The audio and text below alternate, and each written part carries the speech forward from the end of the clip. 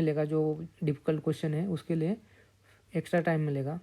उसके बाद आपका कॉन्फिडेंस बूस्ट हो जाता है, आपका कॉन्फिडेंस बूस्ट हो जाता है। आप कोई भी क्वेश्चन आप 20-25 करोगे तो आप आईएएस का सपना देखना शुरू कर देते हो। वैसे यानी कि कम से कम प्री पास होने का सपना तो देख ही सकते हैं। तो आप उस कॉन्फिडेंस की वजह से आपको आगे डिफ़िकल्ट क्वेश्चन भी आप इजीली सॉल्व कर सकते हैं। जैसे कि पैनिक क्वेश्चन के अपोजिट है इजी क्वेश्चन। जो बेसिक क्वेश्चन है आपको 20-25 क्वेश्चन भी आपको सही से अच्छे से आप सॉल्व करोगे शुरुआत में ही, तो आपका कॉन्फिडेंस बढ़ जाएगा, आपका टेम्परामेंट मेंटेन हो जाएगा और आप आगे आने वाले डिफ़िकल्ट क्वेश्चन भी आप इजीली सॉल्व कर पाओगे।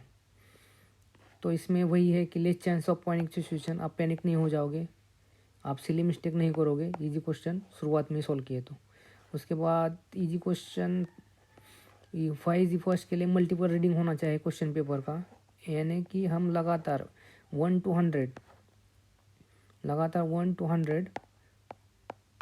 क्वेश्चन 2 घंटे में नहीं करेंगे। हम फर्स्ट रीडिंग में उसके इजी क्वेश्चन सिलेक्ट करेंगे, उसके बारे में हम मल्टीपल टाइम का आगे डिस्कस करेंगे। फर्स्ट में इजी क्वेश्चन सॉल्व करेंगे, उसके बाद फर्स्ट राउंड में ही आप कुछ क्वेश्चन कट मार्क करोगे जो कि पैनिक क्वेश्चन है, तो आगे जाके वही हम डिस्कस करने वाले। Why multiple time reading of question paper is important. Multiple time क्यों इम्पॉर्टेंट है? क्योंकि एक बार में 1 to 100 जाओगे तो आपका एक्यूरेसी लेवल इतना अच्छा नहीं होगा, तो आपको इसलिए मल्टीपल टाइम्स रीडिंग होना ही ज़रूर है।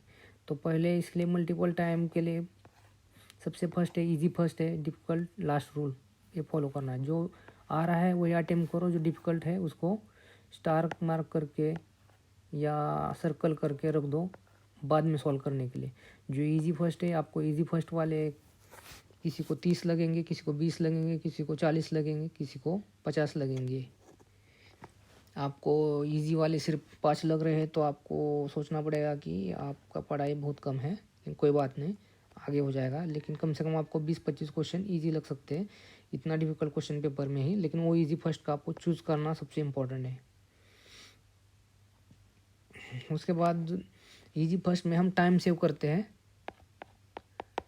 वो टाइम हम डिफ़िकल्ट क्वेश्चन में यूज़ कर सकते हैं। डिफ़िकल्ट क्वेश्चन के लिए हम थोड़ा लॉजिक लगाने के लिए थोड़ा टाइम लगेगा, उसके लिए हम जो इजी फर्स्ट में जो टाइम सेव हो जाएगा वो आगे more time to tackle difficult question, we will get more time to tackle difficult question. उसके बाद इजी फर्स्ट में वही हम देखे थे कि सिली मिस्टेक आपकी अवॉइड हो सकती है। उसके बाद हम देखेंगे कि what is silly mistake. Silly mistake हम क्या क्या करते हैं। सिली मिस्टेक की वजह से बहुत लोगों का फ्री निकलता नहीं, ये सच है। सिली मिस्टेक 1 या 2 हो सकती है, 3 हो सकती है, 4 हो सकते हैं, लेकिन वो सबसे इम्पोर्टेंट होता है क्योंकि उसी नंबर की वजह से हम प्री क्लियर नहीं कर पाते। सिली मिस्टेक में सबसे पहले मैं बताता हूँ कि ईगो इशू।